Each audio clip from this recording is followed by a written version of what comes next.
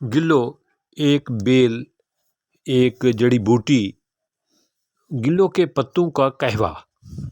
گلوں کے پتوں کا قہوہ جو ہے وہ قوت مدافعت بڑھاتا ہے۔ اس کا استعمال ایسے لوگ جن کی قوت مدافعت کم ہوتی ہے ان کے لیے گلوں کے پتوں کا قہوہ لاجواب ہے، یا ایسے لوگ جن کو بار بار نزلہ زکام لگ پڑتا ہے، بار بار ایک نزلہ زکام ختم ہوتا ہے بار بار دوبارہ شروع ہو جاتا ہے، ان کے لیے گلوں کے پتوں کا قہوہ مفید ہے۔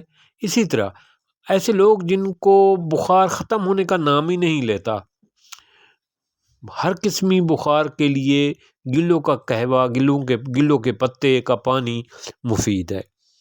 شوگر کے مریض، ایسے لوگ جن کی شوگر کنٹرول ہی نہیں ہوتی، گلوں کے پتوں کو نیم کے پتوں کے ساتھ رس ملا کر استعمال کرنے سے، قہوہ استعمال کرنے سے شوگر کو کنٹرول کرنے میں مدد ملتی ہے۔ بڑھتا ہوا موٹاپا، جو کہ ہندوستان اور پاکستان بلکہ ایشیا کے لوگوں کا بہت بڑی بیماری ہے، یہ بہت بڑا مسئلہ ہے۔ بہت سارے لوگ بڑھتے ہوئے موٹاپے کی وجہ سے بہت پریشان ہیں۔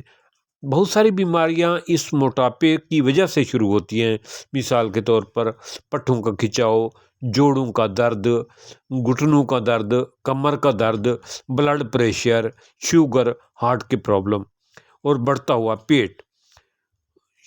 موٹاپے سے اور بڑھتے ہوئے وزن سے نجات پانے کے لیے گلوں کا قہوہ بہت مفید ہے۔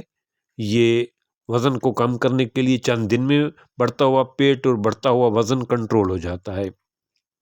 ایسے لوگ جن کا پیٹ بہت زیادہ بڑھ چکا ہے اور وہ پیٹ کے بڑھنے کی وجہ سے ان کی خوبصورتی اور ان کی صحت جو ہے نا وہ ڈسٹرب ہو رہی ہے، ان کے لیے گلوں کا قہوہ مفید ہے۔ اسی طرح ایسے لوگ جن کے پیٹ میں کیڑے ہوتے ہیں اور ختم ہونے کا نام ہی نہیں لیتے، وہ ختم ہی نہیں ہوتے، ان کے لیے گلوں کے پتوں کی رس مفید ہے۔